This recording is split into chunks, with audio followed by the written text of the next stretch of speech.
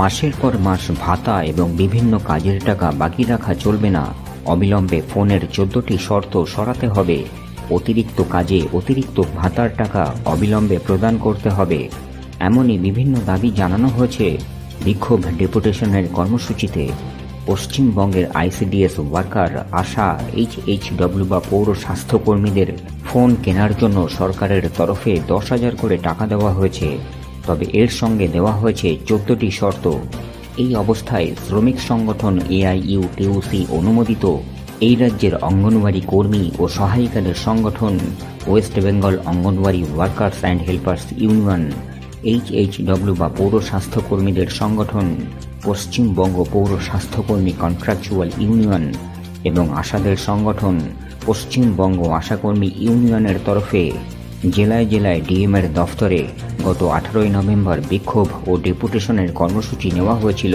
এই স্কিম ওয়ার্কারদের জন্য mobile phone কেনা ও ব্যবহারের ক্ষেত্রে সমস্ত শর্ত প্রত্যাহার করা, প্রতি মাসে নিয়মিত ফোন রিচার্জের টাকা প্রদান এবং এই ফোন কেনার জন্য চাপ দেওয়া অবিলম্বে বন্ধ করার দাবি নিয়ে এই কর্মসূচিতে আর কি বলা হয়েছে, #লাইভ নিউজ বাংলায় থাকছে তার কিছু অংশ।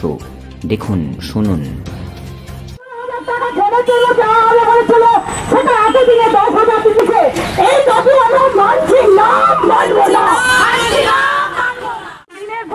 যেভাবে কাজে একটার পর একটা সমস্যায় ফেলা হয়, তেমনি করে মোবাইল নিয়ে সমস্যা। প্রতি মাসে পরিপূর্ণ নেট সহ রিচার্জ প্যাকেজ সম্পূর্ণ টাকা দিতে হবে। মাসের পর মাস ভাতা এবং বিভিন্ন কাজের টাকা বাকি রাখা চলবে না। এই লাঞ্ছনার খবর বহু মানুষই জানেন না। যাদের কাছে পরিষেবা পৌঁছে দেন আমাদের দিদিরা, সেই বাড়ির লোকেরাও জানে না যে কিভাবে কি কষ্ট করে তারা পরিষেবা দিচ্ছেন। আমরা দীর্ঘদিন ধরে দাবি করে আসছিলাম যে আমাদের বহু কাজ মোবাইল ফোনের মাধ্যমে, স্মার্টফোনের মাধ্যমে করতে হয়। সেই কাজ চাপিয়ে দেওয়া হয়েছে আমাদের কর্মীদের ওপর। সরকারি দায়িত্ব পালনের জন্য কর্মীরা অনেক কষ্ট করে, অনেকে ধার দেনা করে, অনেকে ইনস্টলমেন্টে নানাভাবে সেই ফোন তারা কিনেছেন। সেই ফোনের মাধ্যমে কাজ চলছে। ভাতার টাকা অবিলম্বে প্রদান করতে হবে। পশ্চিমবঙ্গ সরকারকে অবিলম্বে ইনসেন্টিভের টাকা প্রদান করতে হবে। আমাদের মোবাইলে টাকা দেওয়া হয়েছে। আমরা অনেকদিন আগে থেকে এই দাবি করেছিলাম, কিন্তু যেহেতু এখনকার পরিস্থিতি যা, আমাদের মোবাইল নিয়েই কাজ করতে হয়, সেই জন্য মোবাইল আমরা আগে থেকেই কিনে ফেলেছি। সরকারের কাছে অনেক আগে থেকেই দাবি ছিল, ওনারা দিয়েছেন এই দীপাবলির সময়। এখন আমাদের যেটা বলা হচ্ছে নতুন করে ফোন কিনতে হবে, কিন্তু ওই নতুন করে ফোন আমরা কিনতে এখন বাধ্য নই। কেননা ওই 10,000 টাকা যেটা দেওয়া হয়েছে এখনকার দিনে, ওই 10,000 টাকায় কিন্তু ফোনে কাজ করা কঠিন জিনিস, বেশি দিন যাবেও না, আপনারা জানেন এটা। এবার আমরা আগে থেকে যে ফোনটা কিনেছি সেটা খারাপ এখনো হয়নি।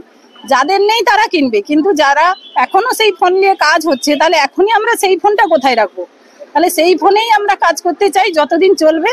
আবার ফোন খারাপ হলে তখন আবার ফোন কেনা হবে।